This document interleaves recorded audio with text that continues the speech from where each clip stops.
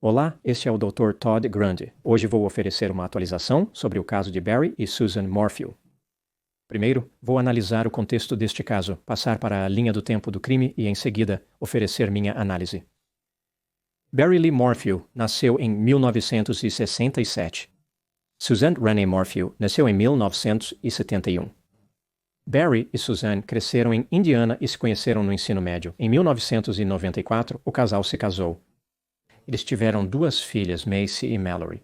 Em 2018, a família se mudou para uma casa de 320 metros quadrados na Puma Path, número 19.057, em Maysville, Colorado.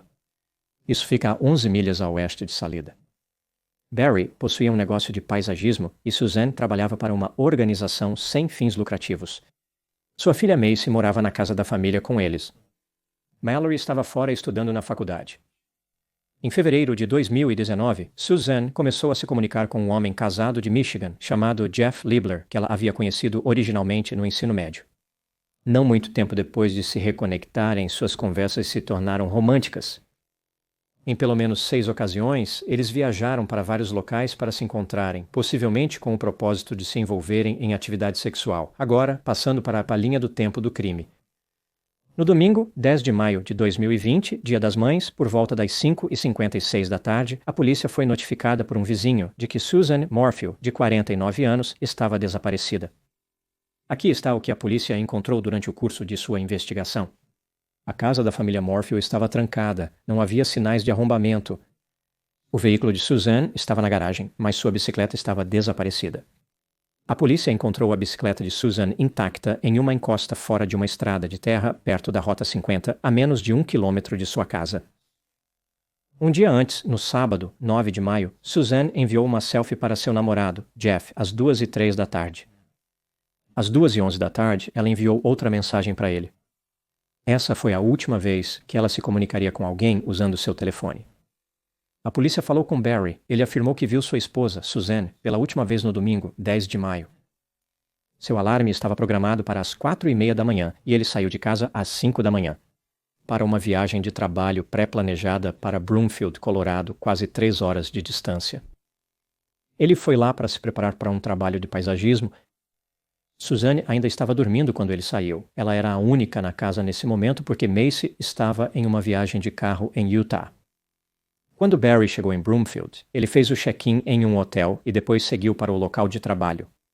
Às 5 da tarde, quando ele ainda estava no local de trabalho, ele recebeu uma ligação de seus vizinhos dizendo que suas filhas estavam preocupadas porque não conseguiam entrar em contato com Suzanne. Ele orientou os vizinhos a verificar sua casa. Quando eles não conseguiram encontrar Suzanne lá, ele disse para eles chamarem a polícia. Os investigadores falaram com um dos funcionários de Barry, que disse a eles que ele e Barry deveriam viajar juntos para Broomfield, mas Barry partiu sem avisá-lo. Através de várias fontes, como vigilância por vídeo, a polícia descobriu que Barry passou menos de meia hora no local de trabalho. Em vez disso, ele dirigiu por vários locais, jogando itens em latas de lixo. Quando seus vizinhos o chamaram às 5 da tarde, ele não estava no local de trabalho como afirmou. Na verdade, ele estava no hotel. Em 14 de maio de 2020, o capacete de bicicleta de Susan foi encontrado a 30 pés da rodovia 50. Ficava a 1,5 milha a oeste de sua residência e a 0,84 milhas a oeste de onde sua bicicleta havia sido encontrada 4 dias antes. Com base nas evidências, os investigadores estavam confiantes que Barry assassinou Susan logo após seu telefone ficar inativo no sábado, 9 de maio de 2020. Em 4 de maio de 2021, quase um ano após o desaparecimento de sua esposa, Barry Morfield foi preso e acusado de várias infrações, incluindo homicídio em primeiro grau. Os promotores cometeram vários erros ao tentar construir o caso contra Barry, incluindo a retenção de provas que poderiam inocentá-lo e o não cumprimento de prazos. Vários de seus testemunhos de especialistas foram excluídos pelo juiz. O Estado perdeu a confiança na capacidade deles de garantir uma condenação, especialmente à luz do desaparecimento do corpo de Suzanne. Em 19 de abril de 2022, todas as acusações contra Barry Morfield foram descartadas sem preconceito, o que significava que ele poderia ser acusado novamente no futuro. Barry entrou com um processo de direitos civis contra vários oficiais da lei, buscando 15 milhões em danos. Ele os acusou de detenção ilegal, conspiração, fabricação de provas, perseguição maliciosa, investigação imprudente e falha em intervir. Em 22 de setembro de 2023, oficiais estavam procurando por uma mulher desaparecida não relacionada à investigação Morphew em uma área desértica perto de Moffett, Colorado, 46 milhas ao sul de Maysville. Durante a busca, eles encontraram os restos esqueléticos parciais de Suzanne Morphew em uma cova rasa perto da rodovia 17. Uma bala foi encontrada perto de seus restos. A autópsia indicou que Suzanne foi morta por meios indeterminados. O Estado agora havia resolvido um de seus problemas. Não havia dúvida de que Suzanne havia sido assassinada. 3 diferentes drogas foram encontradas nos ossos de Suzanne, um opioide sintético chamado butorfanol, um tranquilizante chamado azapirim e um sedativo chamado metatomidina. A combinação dessas 3 drogas é encontrada em um imobilizador químico injetável para animais selvagens chamado BAM. Barry disse aos investigadores que possuía o BAM e admitiu que se desfez deste tranquilizante durante sua viagem para Broomfield, Colorado. Em 20 de junho de 2025, Barry Morphew foi indiciado por uma única acusação de assassinato em primeiro grau. Ele foi preso em Cave Creek, Arizona. No momento em que estou fazendo este vídeo, Barry está passando pelo sistema de justiça criminal. Agora, passando para a minha análise, Barry Morphew sempre manteve sua inocência e ele tem alguns apoiadores, incluindo suas filhas. Ele entrou com um processo contra a polícia, acusando-os de má conduta. O Estado, é claro, discorda. Eles tiveram um tempo difícil para montar o caso, mas agora estão confiantes em sua capacidade de processar com sucesso Barry pelo assassinato de sua esposa, Susan. Isso me leva à pergunta: Barry era culpado de assassinato? Vamos dar uma olhada nas evidências a favor e contra a ideia de que ele era culpado, começando pelos fatores incriminatórios. Na época de sua morte, Suzanne Morphew estava tendo um caso. Barry insinuou que seu casamento era perfeito e Suzanne não tinha planos de deixá-lo. No entanto, 4 dias antes de desaparecer, Suzanne enviou uma mensagem de texto para Barry dizendo, cito, "Estou farta. Não me importo com o que você está fazendo e tem feito por anos. Nós só precisamos resolver isso de maneira civilizada." Fim de citação.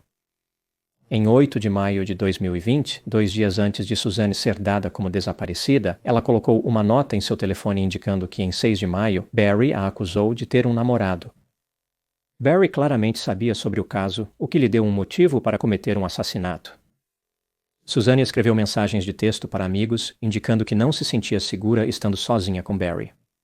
Ela também indicou que Barry era indigno de confiança, opressivo, prejudicial, ameaçador e em um momento havia pegado seu telefone.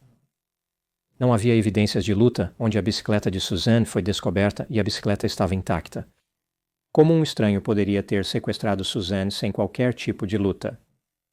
Os óculos de sol e a mochila de hidratação de Suzanne foram encontrados em seu veículo, o que faz parecer que ela não fez um passeio de bicicleta. No sábado, 9 de maio de 2020, Suzanne enviou mensagens para seu amante logo após as 2 da tarde. Barry desligou seu celular às 2h47 da tarde, 4 minutos depois que ele chegou em casa. Os dados do telefone do Barry indicaram que ele estava correndo por toda a sua casa. Ele disse à polícia que estava perseguindo um esquilo.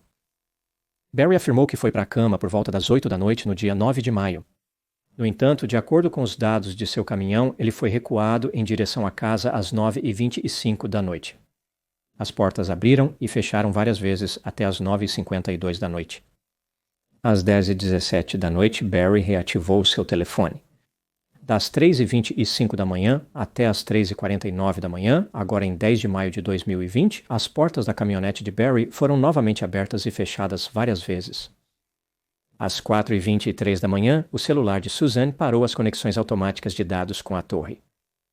Barry desligou seu telefone 9 minutos depois, às 4h32 da manhã. Barry disse que seu despertador iria tocar no dia 10 de maio às 4h30 da manhã, mas seu alarme não estava programado. Ele reativou seu telefone às 5h37 da manhã.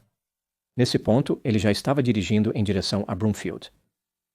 Em seu relato inicial à polícia, Barry nunca mencionou virar para o oeste na rodovia 50, mas depois admitiu que o fez. Ele disse que estava seguindo um alce pela rodovia. O capacete de bicicleta de Suzanne foi encontrado perto de onde Barry estava dirigindo naquela manhã. A viagem para Broomfield foi suspeita. Barry não deveria fazer essa viagem até a noite de domingo e ele deveria levar um funcionário com ele. Barry saiu cedo pela manhã sem avisar o funcionário. Quando Barry estava em Broomfield, ele foi capturado em vídeo descartando sacos de lixo em vários locais diferentes. Ele passou apenas meia hora no local de trabalho. Parecia estranho sair tão cedo e ainda assim não passar muito tempo fazendo qualquer tipo de preparação no local de trabalho. Quando seus vizinhos ligaram às 5 da tarde, Barry não estava no local de trabalho. Como ele disse que estaria, Suzanne simplesmente desapareceu em um momento em que ninguém mais estava em casa além de Barry. Os restos mortais de Suzanne foram encontrados diretamente ao sul de onde ela morava, e ainda assim, Barry dirigiu para o norte. Parece conveniente que seu álibi envolvesse ele viajando na direção exatamente oposta. Ao considerar a linha do tempo completa, parece claro que Barry teve tempo suficiente para assassinar sua esposa, se livrar do corpo dela e destruir as evidências. Na casa dos Morphew, a polícia encontrou uma porta quebrada, que não estava quebrada quando eles se mudaram. Em uma fotografia tirada 3 dias após sua esposa desaparecer, marcas de arranhões eram visíveis no braço de Barry. No secador de Barry, os investigadores encontraram uma tampa de agulha plástica para um dardo tranquilizante. No cofre de armas de Barry, eles encontraram uma arma de dardo e acessórios usados para injetar tranquilizante nos dardos. Barry disse à polícia que usava os dardos para imobilizar veados a fim de remover seus chifres. 3 drogas contidas no tranquilizante BAM foram encontradas nos restos esqueléticos de Suzanne. Este medicamento só pode ser obtido com receita médica. Em março de 2018, Barry obteve uma receita para o BAM. Nenhum outro cidadão particular ou empresas privadas no condado onde Barry morava ou nos condados vizinhos obteve uma receita para este medicamento de 2017 a 2020. Agora, 2 agências governamentais compraram o medicamento, o Colorado Parks and Wildlife e o Serviço Nacional de Parques, mas todo o BAM que compraram foi contabilizado. Agora, passando para os fatores de absolvição, não houve testemunhas para o assassinato de Suzanne, nenhum vídeo. Em teoria, a caminhonete de Barry foi usada para se livrar do corpo de Suzanne, mas não foi encontrado sangue no interior ou no exterior. A polícia usou os dados do celular de Barry para determinar que ele estava se movendo por várias áreas de sua casa no dia em que supostamente matou Suzanne, mas esses movimentos poderiam ser explicados por um fenômeno chamado deriva estática. É possível que o celular de Barry nunca tenha realmente se movido. A arma de tranquilizante encontrada na residência de Barry estava inoperável e não havia sido disparada há algum tempo. Ao considerar todas as evidências neste caso, eu acredito que Barry Morphew seja culpado de assassinato. Na minha opinião, sim, ele é culpado além de uma dúvida razoável. Acredito que Barry deveria ter sido preso e condenado por este crime anos atrás, mas o Estado encontrou dificuldades com o caso. Talvez agora a justiça finalmente possa ser feita. Agora, passando para minhas considerações finais. Ao longo dos anos, cobri muitos casos. Às vezes, esses casos são cobertos em apenas um vídeo. Isso é realmente o que acontece na maioria das vezes. Então, eu olho para um caso, eu crio um vídeo, e isso é isso. Não haverá outro vídeo que apareça. Isso pode ser porque o caso foi resolvido, como não há novas informações. Como se uma pessoa cometesse um crime e fosse condenada à prisão perpétua e todos os seus recursos fossem rejeitados, não parece haver muita esperança de que mais informações sejam reveladas. Então esse será um caso que eu apenas faço um vídeo e é isso. Agora, às vezes os casos não são assim. Eles estão em andamento ou há muito interesse neles. Então novas informações continuam sendo divulgadas sobre o caso, mesmo que ele tenha sido resolvido. Por exemplo, eu tenho vários vídeos sobre Gabby Petito, uma jovem que foi assassinada pelo namorado em uma viagem de van pelo país. Karen Reed, uma mulher que foi acusada de atropelar o namorado com seu veículo utilitário esportivo Lexus. Ela foi posteriormente absolvida. Erin Patterson, uma mulher na Austrália acusada de envenenar 3 pessoas até a morte. Brian Koberger, um homem que supostamente matou 4 estudantes universitários em um crime notório. Abigail Zwirner, uma professora na Virgínia que foi baleada por um aluno de 6 anos. O tiroteio do filme Rust. Este tiroteio envolveu o ator Alec Baldwin matando um diretor de fotografia. Sherry Papini, um caso em que uma mulher criou uma farsa. Ela disse que foi sequestrada. Ela acabou sendo condenada, mas depois mudou sua história. E agora ela disse que apenas mentiu sobre a identidade de seu agressor. É um caso meio bizarro. Eu já cobri isso algumas vezes. Lori Vallow, um dos casos mais complexos de todos os tempos, onde uma mulher e seu novo amante estavam fortemente envolvidos em uma espécie de delírio religioso e eles mataram várias pessoas. E claro, Meghan Markle e Príncipe Harry, os quase reais que decidiram abandonar a vida na família real britânica e perseguir vários interesses comerciais bizarros. Além de todos esses casos, também cobri muitos outros casos várias vezes. Este vídeo sobre Barry Morphew é o número 5, então eu criei 4 vídeos antes deste vídeo. E olhando pelos vídeos antigos, eu posso ver como as informações que foram divulgadas sobre o caso afetaram minha opinião. Meu vídeo original sobre este caso foi lançado em maio de 2021. Neste ponto, Barry acabara de ser acusado de homicídio em primeiro grau pela primeira vez. Minha teoria naquele vídeo específico era de que ele era culpado. Eu não ofereci nenhum comentário sobre se eu achava que ele era culpado, além de uma dúvida razoável. Era apenas que eu acreditava que ele provavelmente era culpado. Em maio de 2023, o caso contra Barry havia sido arquivado mais de um ano antes, e Barry entrou com um processo. Eu cobri os detalhes deste processo. Concluí que Barry pode ter ficado ansioso. Como ao olhar para o processo, ele parecia estar enfrentando ansiedade. Ele estava tentando explicar tudo o que ele fez da maneira que o fez parecer o mais inocente. Isso apenas parecia desesperado e carente. Foi um processo muito longo. Acho que tinha 185 páginas. Então ele realmente estava fazendo um esforço massivo para fechar todas as possíveis maneiras que alguém pudesse pensar que ele era culpado.